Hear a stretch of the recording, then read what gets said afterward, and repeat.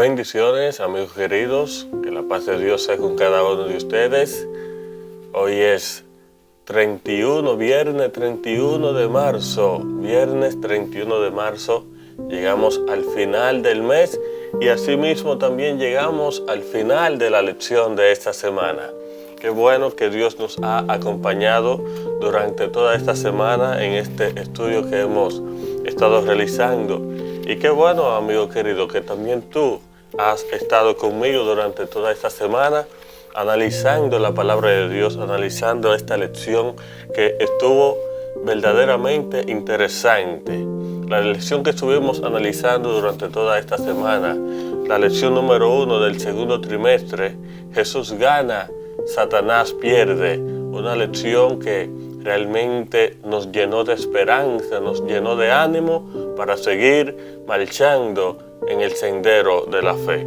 Estuvimos analizando el texto base en Apocalipsis 12:17, donde dice que el dragón se airó contra la mujer y fue a combatir al resto de sus hijos, los que guardan los mandamientos de Dios y tienen el testimonio de Jesús.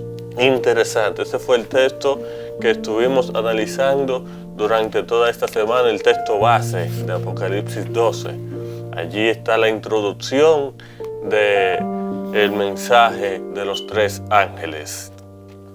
En la lección del domingo estuvimos analizando algo interesante, pero antes de allí donde tú estás, quiero invitarte a que hablemos con Dios para que Él pueda dirigirnos en este resumen de viernes que vamos a realizar. Hablemos con Dios. Bendito Padre, gracias por tu amor, por tu misericordia, por tu cuidado hacia cada uno de nosotros. En este momento, Padre, vamos a estudiar tu palabra, analizar la lección de escuela sabática concerniente al día de hoy, viernes 31 de marzo, pidiéndote, Padre, que tú nos ayudes a comprenderla y que podamos ponerla en práctica en nuestras vidas, que nos acerque a ti, oh Dios, y que podamos mantenernos firmes en tu camino. En el nombre de Jesús te lo pedimos. Amén. Bien, amigos queridos, en la lección del domingo de esta semana estuvimos hablando acerca de la batalla en el cielo, esa batalla donde Lucifer quiso ser igual a Dios, quiso ser igualatorio a Dios, quiso tener el mismo poder, el mismo puesto, quiso recibir la adoración que solamente a Dios se le debe de dar. Pero vemos que allí no pudo prevalecer en esa batalla, porque realmente eso es algo ilógico. Lucifer, Satanás es un ser creado, Dios es el creador y por tal razón no puede estar en el mismo nivel de Dios, no puede estar en el mismo lugar donde está Dios. Entonces allí se empezó esa batalla en el cielo, por ese puesto, por la codicia, por la envidia. Entonces en el lunes estuvimos viendo los diferentes ataques de Satanás, los diferentes ataques a Jesús cuando nació, allá en el cielo, los diferentes ataques cuando Jesús estuvo en el desierto, los diferentes ataques cuando Jesús estuvo en la cruz del Calvario. Vimos todos esos ataques porque el propósito de Satanás era destruir el reino de Dios, destruir a Jesús. Y estuvimos analizando esos ataques. Vimos que el dragón allí en Apocalipsis 12 presenta a Satanás. Vimos que la mujer representa a la iglesia. El hijo varón representa a Jesús cuando vino a este mundo y nació como hombre. Y la vara de hierro representa el poder divino de Dios, que es un poder inquebrantable que gobernará a todas las naciones, a todo el mundo. En el martes estuvimos viendo, aceptemos la victoria de Jesús. ¿Por qué razón?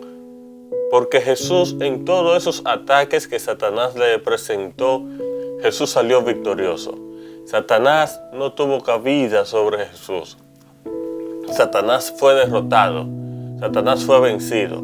Ahora nosotros, como seguidores de Cristo, como cristianos, como hijos de Dios, debemos de aceptar esa victoria de Cristo Jesús sobre Satanás allí en la cruz del Calvario por fe, aceptar el sacrificio de Jesús por fe, y de esa manera nosotros podemos ser vencedores también como Cristo Jesús venció a Satanás. Vemos en el miércoles la mujer del desierto, donde la iglesia apostólica, ¿verdad? La iglesia recibió grandes ataques, grandes persecuciones, grandes masacres, donde muchos cristianos murieron, mucha sangre inocente fue derramada, ¿verdad? Pero vimos que aún en medio de esa persecución, ¿verdad? Esa prueba, esa angustia que la iglesia sufrió en ese entonces, desde el año 538 al 1798 después de Cristo, donde hubo una unión con el poder religioso pagano y el Estado pagano, hubo una unión y se contrapiraron contra el pueblo de Dios, contra la iglesia de Dios. Y allí estuvo la mujer en ese desierto, en esa angustia, en esa prueba. Pero vemos la mano de Dios que estuvo con la iglesia. La iglesia no fue desamparada, la iglesia fue sustentada allí, aún en medio de esas pruebas, en medio de ese desierto. Y vemos el jueves, ayer estuvimos viendo el remanente de Dios en el tiempo del fin, el remanente de Dios en el tiempo del fin. Vemos que siempre hay un grupo, un grupo selecto, hay un grupo escogido, ¿verdad? En el tiempo del fin, que se mantendrá firme a los principios cristianos, a los principios de Dios. Y entonces la característica de este remanente, de este grupo, de esta iglesia del fin, una de ellas es que guardan los mandamientos de Dios y tienen el testimonio de Jesús. Esa es la característica que identifica este remanente al resto de sus hijos. Entonces, algo bueno es que este remanente sale victorioso, sale glorioso, sale triunfante, porque sigue el Cordero donde quiera que va, acepta el sacrificio de Jesús a través de la fe y sale victorioso contra los ataques de Satanás. Y decía que si tú quieres pertenecer al remanente de Dios, a la descendencia de Dios, simple y llanamente debes de tomar una decisión en tu mente, que es donde se está efectuando la gran batalla, en nuestra mente, de a qué bando pertenecer. Entonces, si tú quieres salir vencedor, yo te invito a que elijas el bando de Dios y serás un vencedor, serás victorioso en el nombre de Jesús. Ya hoy, viernes, estaremos analizando un resumen, ¿verdad? Algunos textos, estaremos analizando algunos comentarios de profecía, ¿verdad? De la profecía, para que nos den una base específica del estudio de esta semana. Perdón. Bien, para estudiar y meditar en la lección del viernes voy a leer algunos párrafos aquí que dicen: en cierto sentido podríamos argumentar que Dios no tenía otra opción. Si quería seres que pudieran amar a Él y a los demás, tenía que crearlos libres. Si no fueran libres, no podrían amar. ¿Y qué sería de nuestro universo sin amor? Sería un desastre, un universo donde no existiera el amor. Sería lo que algunos han afirmado: nada más que una máquina irracional que funciona según estrictas leyes de causa y efecto y en la que nos tenemos libre albedrío. No seríamos más que paquetes de carne y sangre con partículas subatómicas que siguen solo las leyes de la física. Eso es si no fuéramos libres, si no tuviéramos amor, simplemente fuéramos un objeto allí de carne, de hueso, pero que no tuviéramos ningún tipo de sentimientos. No es exactamente una imagen bonita, realmente no lo es. Tampoco representa lo que sabemos que es verdad de nosotros mismos. Claro, esto no es lo que nosotros somos. Nosotros somos seres racionales, seres libres, seres que tenemos un libre albedrío, que tenemos sentimientos, que tenemos amor hacia Dios, hacia nosotros y hacia nuestro prójimo. ¿Quién de nosotros piensa, por ejemplo, que nuestro amor por nuestros padres, hijos o cónyuges no es más que una configuración de átomos?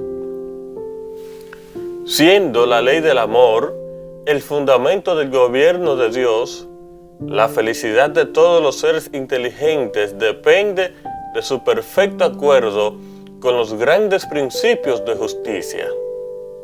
Dios desea de todas sus criaturas el servicio por amor, servicio que brota de un aprecio de su carácter.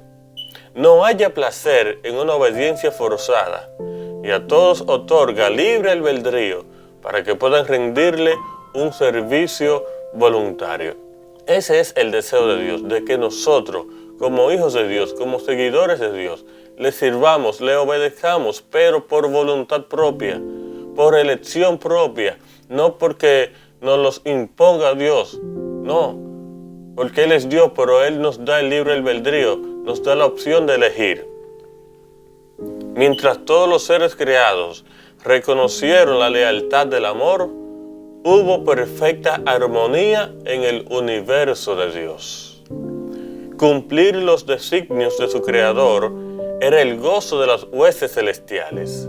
Se deleitaban en reflejar la gloria de Dios y en manifestarle alabanza. Y mientras el amor de Dios fue supremo, el amor de unos por otros fue confiado y desinteresado. No había nota de discordia que echara a perder las armonías celestiales. Entonces, mientras estuvimos enfocados en el amor de Dios, todo era perfecto, pero inmediatamente el pecado entró, hubo una separación entre Dios y el ser humano, pero Dios nuevamente ha buscado esa unión, por eso envió a su Hijo a morir en la cruz del Calvario, para volver a tener esa relación perfecta que existía antes del pecado. Entonces tenemos aquí algunas preguntas que dice, preguntas para dialogar, que sería bueno que estas preguntas nos las hagamos cada uno de nosotros de manera personal. Y si es de tu gusto, escribe allí tu respuesta en los comentarios, escribe tu idea, escribe lo que tú entiendes. Y si hay algo que tú no comprendes, también lo puedes escribir allí. Y con mucho gusto, según nuestro conocimiento, a la luz de la palabra de Dios, te vamos a ayudar a entender cualquier situación que tú tengas en tu mente.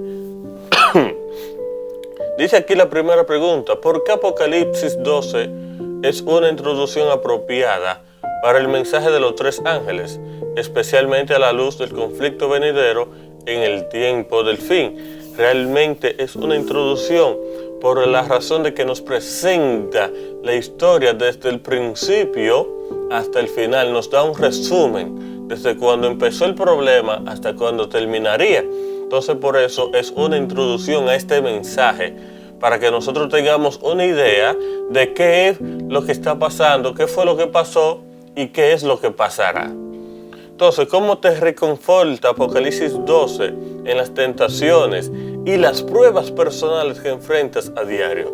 Claro, a mí personalmente me da mucho reconfortamiento, me da mucho valor saber de que Cristo Jesús fue tentado en todo, pero sin pecado. De que Jesús recibió muchos azotes, recibió muchas pruebas.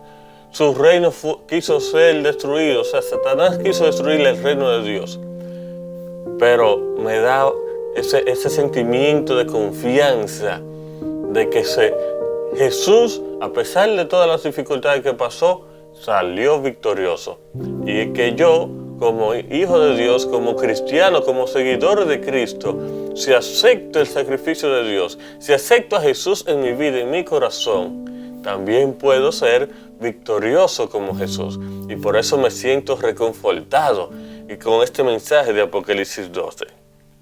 Y yo espero, amigo querido, de que tú también, al estudiar esta lección, te sientes así, que tu fe se reaviva, que tú tengas una fe reanimada, que tu confianza esté puesta siempre en Cristo Jesús, que tú aceptes a Jesús como tu Salvador, aceptes el sacrificio de Jesús en la cruz, aceptes su salvación y que tú seas un victorioso como Cristo Jesús. Hay quienes creen que nuestras acciones están determinadas mayormente por nuestra herencia y por el entorno. ¿Concuerda con esto o no? ¿Qué papel juega? Una pregunta. ¿Qué papel juega nuestro poder de decisión para determinar nuestro comportamiento? Entonces, estas son preguntas que está haciendo aquí en la parte final de la lección para que nosotros la analicemos en nuestras vidas. ¿Qué papel juega el determinar nuestras decisiones? ¿Qué papel juegan nuestras decisiones? Claro que sí, juegan un papel muy importante, porque depende de la decisión que tú y yo tomemos, es que vamos a ser o victoriosos o vamos a ser perdedores. Depende de nosotros a qué bando pertenecer, a qué bando elegir. Por eso dice que se estará efectuando una gran batalla. Y te decía que no es una batalla literal con armas de fuego, donde habrán bombas, carros de guerra, no. La batalla que se estará efectuando es en nuestra mente, en nuestra cabeza. ¿A qué bando pertenecer? ¿Qué decisión tomar? ¿Será algo difícil tomar decisiones en estos tiempos? ¿Será difícil? Claro que sí. Por eso es una batalla, una lucha. ¿Qué hacer? Me encuentro entre la espada y la pared. No sé qué hacer, estoy desesperado. Pero en medio de esa lucha, en medio de esa prueba, si nosotros decidimos seguir a Dios, seguir al Cordero donde quiera que vaya, Él estará con nosotros. Bendito sea el nombre de Dios. Amigo querido, tengo aquí algunas citas del espíritu de profecía que considero muy interesantes en el estudio de esta semana, mayormente en el de hoy ya, el resumen del viernes, y creo que serían de mucho valor, de mucha importancia para cada uno de nosotros. Dice aquí que el mundo se está volviendo más y más anárquico. Pronto una gran angustia sobrecogerá a las naciones, una angustia que no cesará hasta que venga Jesús.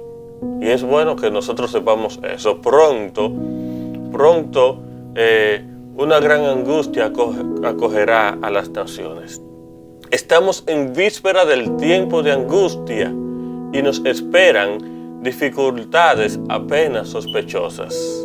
Joyas de los Testimonios, tomo 3, página 306. En un sentido muy especial, escucha esto, hermano querido, los adventistas del séptimo día han sido colocados en el mundo como centinelas y transmisores de luz.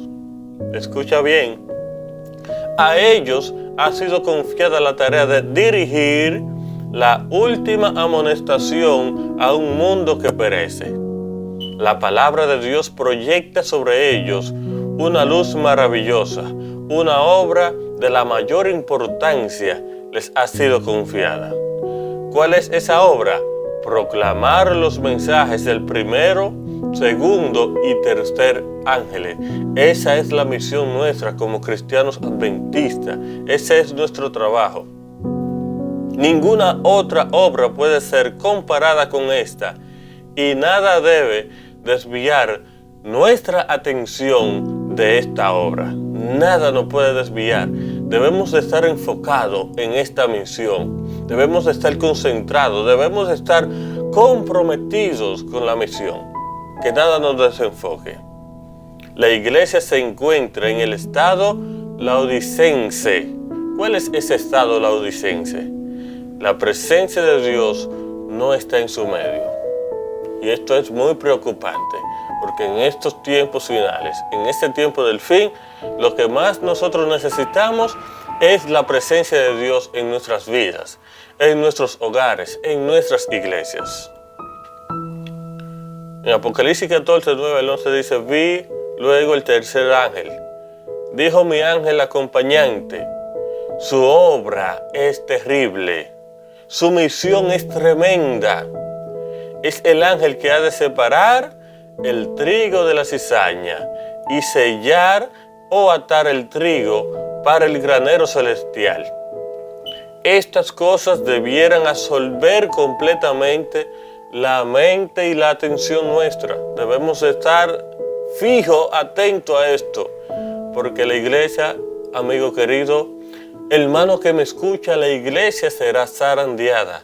la iglesia será diezmada. Habrá una separación entre el trigo y la cizaña. Ahora en esos tiempos, habrá muchos cristianos que profesan ser cristianos, pero que realmente su testimonio dice otra cosa. Que simplemente asisten a una iglesia, pero que no tienen una comunión íntima con Dios. Entonces la iglesia será zarandeada, diezmada. Dice que si será diezmada, es que una gran mayoría, ¿verdad?, será separada del pueblo de Dios, porque realmente simplemente iban a ocupar un espacio. No eran verdaderamente cristianos.